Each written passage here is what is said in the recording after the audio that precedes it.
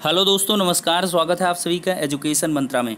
दोस्तों, आज की जो भी अपडेट्स हैं उनको सम्मिलित रूप से इस वीडियो में उपलब्ध करवाएंगे। सबसे बड़ी अपडेट 15 दिसंबर से रेलवे की परीक्षाएं होंगी, जिसमें आरआरबी एनटीपीसी का एग्ज़ाम अब होने वाला है और रेगुलर होंगी माध्यमिक विद्यालयों में भर्ती और 69,000 शिक्षक भर्ती के लिए महत्वपूर्ण नोटिस भी जारी हुए हैं। तो उसके बारे में चर्चा होगी और योग्यता के पक्ष में ही आएगा सुप्रीम कोर्ट का ऑर्डर। सप्लीमेंट्री लिस्ट जारी हो चुकी है। तो वन बाय वन हर एक अपडेट को यहाँ पर क्लियर करेंगे। और सबसे पहले हम देखते हैं क्या कुछ 69,000 के लिए महत्वपूर्ण नोटिस है। पहला नोटिस है सहारनपुर से, देख सकते हैं उत्तर प्रदेश बेसिक शिक्षा परिषद द्वारा संचालित परिषदीय प्राथमिक विद्यालयों में 69,000 सहायक अध्यापकों की भर्ती काउंसलिंग वगैरह का दिया है। देखिए, यहाँ पर एक इनोवेटिव तरीके से काउंसलिंग डॉक्यूमेंट्स को दिया जाएगा और आप देख सकते हैं ABCD से जिनका नाम स्टार्ट हो रहा है वो 7 तारीख को, यानी कि कल की डेट से, EFGH वाले 8 को, फिर इसी प्रकार से आप लोग 12 तारीख तक अपने काउंसलिंग डॉक्यूमेंट्स ला सकते हैं। वहीं पर अभी देर शाम जो है कार्यालय जिला बेसिक शिक्षा अधिकारी उन्नाव से एक नोटिस जारी हुआ है। उन्नाव में देख सकते हैं दिनांक 3/6/2020 को काउंसलिंग कराने वाले समस्त वर्ग के अभ्यर्थियों को बुलाया गया है। 14/9/2020 और 15/9/2020 को कार्यालय खंड शिक्षा अधिकारी नगर क्षेत्र उन्नाव, बाल प्राथमिक विद्यालय सिविल लाइन उन्नाव, निकट Ganesh Mandapam guest house, Sandila bus stop Unnao. तो यहाँ पर आप लोग जाकर अपनी काउंसलिंग डॉक्यूमेंट्स को प्राप्त कर सकते हैं। यहाँ साफ साफ लिखा भी है किसी भी दशा में किसी अन्य व्यक्ति को दूसरे का अभिलेख नहीं दिया जाएगा। तो स्वयं उपस्थित होकर मूल अभिलेख निर्धारित तिथि को प्राप्त कर लें। तो उन्नाव वाले और सहारनपुर वाले अपना ध्यान दे लेंगे। अब बढ़ते हैं अपनी अगली अपडेट की तरफ। देखिए दोस्तों, कल 5 बजकर शाम को 5 बजे 5 मिनट तक अभ्यर्थियों ने ताली थाली पीटकर सरकार का विरोध किया। इसके लिए पिछले कई दिन से युवाओं की ओर से सोशल मीडिया पर अभियान चलाया जा रहा था। विरोध इस कदर रहा कि छात्रों ने ताली थाली बजाकर सरकार के खिलाफ आवाज़ बुलंद की है। यहाँ पर एक इमेज भी देख सकते हैं आप, फतेहपुर के बहुआ ब्लॉक के रसूलपुर गांव में शनिवार शाम को युवाओं ने थाली बजाकर रुकी हुई भर्तियां शुरू करने की बेरोजगारों की मुहिम का समर्थन किया है। सोशल मीडिया पर 17 लाख ट्वीट किए गए हैं और उत्तर प्रदेश में युवाओं ने सरकार और अधिकारियों से जवाब भी मांगे हैं। रिक्त पदों पर भर्ती की मांग भी की गई है बेरोजगारों द्वारा और जो भी लंबित भर्तियां हैं उनको भी जल्द से जल्द पूर्ण करने के लिए कहा गया है। वहीं पर एक बड़ी खुशखबरी देखने के लिए मिली कि रेलवे के 1,40,000 पदों पर 15 दिसंबर से परीक्षा होने वाली है। रोजगार की गाड़ी चल पड़ी है। 2,42,00,000 आवेदन किए गए थे और कुल मिलाकर 35,208 पद हैं गैर तकनीकी श्रेणी में गार्ड क्लर्क के और 1,663 मंत्रालयिक श्रेणी में स्टोने वगैरह के पद हैं। तो कुल मिलाकर देख सकते हैं 1,03,769 पदों पर भर्तियां होनी है। 15 दिसंबर से कंप्यूटर आधारित परीक्षा लेना स्टार्ट हो जाएगा। बेरोजगार युवक इन पदों पर रेल मंत्रालय की चुप्पी को लेकर काफ़ी लंबे अरसे से अभियान चला रहे थे। तो देख सकते हैं पद लेवल 1 से जुड़े कामकाज के लिए ये सब चीज़ें होंगी। जेई और नीट परीक्षाओं के आयोजन का अनुभव हो चुका है, तो इस अनुभव के आधार पर ही रेलवे ने भी प्रक्रिया चालू करने का निर्णय लिया है। उन्होंने कहा है कि परीक्षा के लिए मानक संचालन प्रक्रिया तय की जा रही है। तो कुल मिलाकर आप लोग जो भी हैं एनटीपीसी आरआरबी से संबंधित हैं वो लोग अपना प्रिपरेशन स्टार्ट कर दें। बहुत सारे पद हैं और काफ़ी तगड़ा कंपटीशन भी होने वाला है। 2,42,00,000 अभ्यर्थियों ने आवेदन भी कर रखा है। तो कुल मिलाकर 3 वर्गों के तहत रिक्त पदों के लिए 15 दिसंबर से कंप्यूटर आधारित परीक्षा होगी। इसका विस्तृत कार्यक्रम जल्द ही घोषित किया जाएगा। उन्होंने कहा 1,40,640 पदों पर भर्ती के लिए आवेदन मांगे गए थे। भर्ती कोविड से पहले घोषित की गई थी। आवेदनों की जांच पूरी कर ली गई थी, लेकिन कोरोना के चलते परीक्षा नहीं हो सकी थी।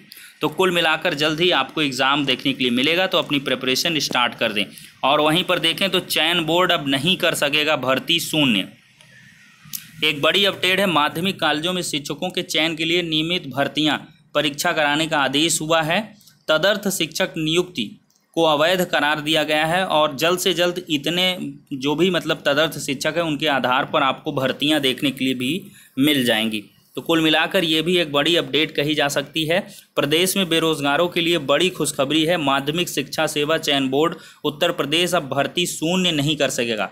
बल्कि उसे प्रधानाचार्य, प्रवक्ता, प्रशिक्षित स्नातक शिक्षकों का नियमित चयन करना होगा। शीर्ष कोर्ट के आदेश से एडेड माध्यमिक कॉलेजों में तदर्थ शिक्षकों की नियुक्ति की नौबत नहीं आएगी और पठन पाठन भी प्रभावित नहीं होगा। तो कुल मिलाकर ये महत्वपूर्ण अपडेट थी। अब देख लीजिए दोस्तों क्या है कि जो कॉज लिस्ट हैं वो लगभग जो है 9 तारीख तक की आ चुकी हैं, मेन कॉज लिस्ट, और इसके बाद जो सप्लीमेंट्री लिस्ट है वो 7 की जारी हो गई है कल की डेट में। और जो भी मतलब आगे की हैं 8-9 की, उनमें कहीं भी 69,000 का मैटर लगता हुआ नहीं दिख रहा है। तो ऐसे में क्या है, अभ्यर्थी लगातार परेशान हैं, उनके द्वारा विभिन्न प्रकार के कयास लगाए जा रहे हैं कि कहीं ऐसा ना हो कि कुछ जो है इतर डिवीज़न बेंच से फैसला देखने के लिए मिले और इस वजह से लेट हो रहा है। देखिए मेन रीज़न ये है, जस्टिस शांतनु गौदर जी की बेंच जो है नहीं बैठ रही है, कहीं पर भी उनकी बेंच कॉन्स्टिट्यूट नहीं हुई है और कोई भी उनके समय में जो भी ऑर्डर रिजर्व हुआ था वो भी डिलीवर नहीं हुआ है। तो ऐसे में मेन जो कारण है वो यही है, जस्टिस शांतनु गौदर जी जो है लीव पर चल रहे हैं। तो जब उनकी बेंच कॉन्स्टिट्यूट हो जाएगी ललित साहब के साथ, तो आपका ऑर्डर जल्द ही देखने के लिए मिल जाएगा। लेकिन जो है पहला हफ्ता तो ऐसे चला गया था, अब इस हफ्ते से उम्मीदें हैं, देखते हैं शनिवार तक या शुक्रवार तक केस मेंशन हो पाता है या नहीं, इस पर भी दुविधा है।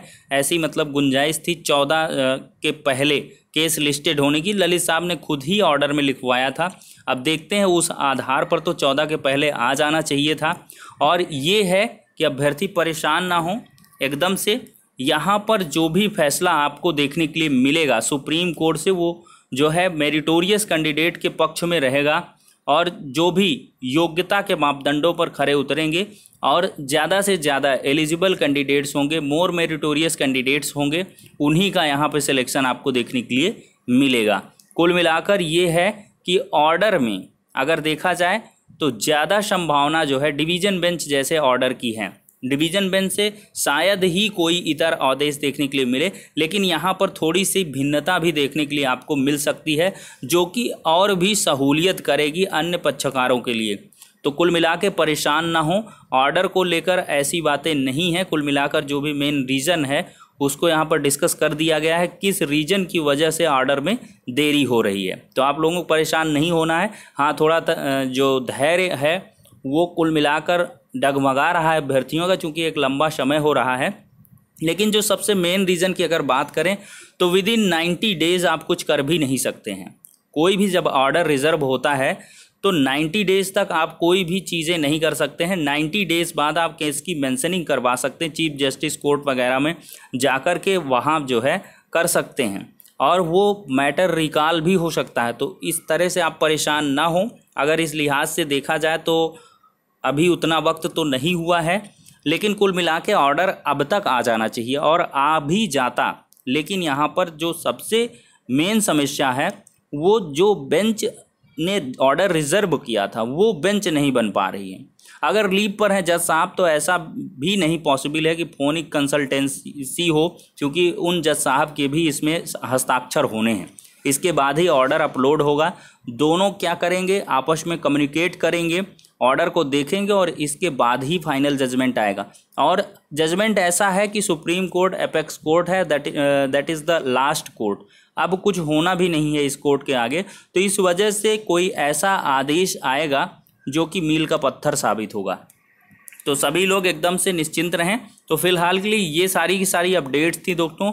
अब नेक्स्ट वीडियो में मिलते हैं, तब तक के लिए शुक्रिया, धन्यवाद।